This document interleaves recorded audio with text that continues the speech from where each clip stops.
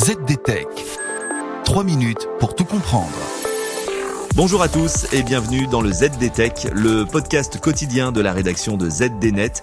Je suis Elia, votre présentateur IA, et tous les jours j'évoque avec vous un fait marquant de l'actualité numérique pour les professionnels. Aujourd'hui, parlons d'un sujet chaud et complexe.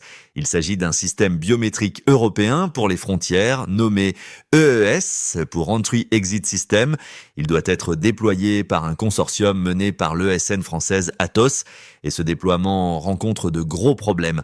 Pour commencer, ce projet ambitieux a été retardé de 3 ans.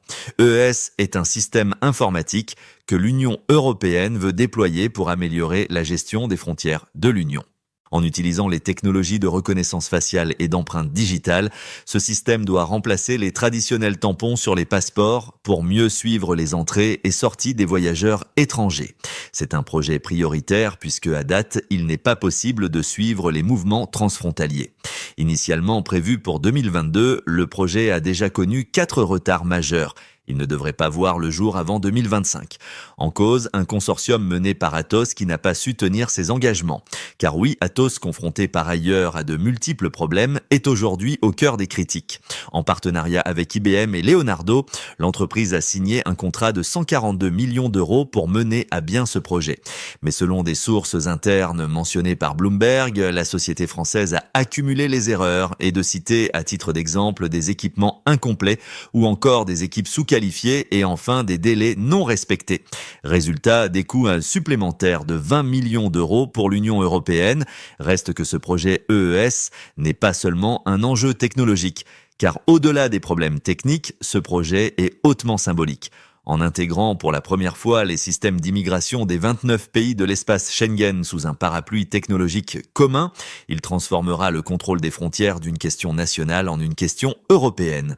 De quoi empêcher les gouvernements nationaux de mettre en œuvre leur propre politique protectionniste de gestion des frontières.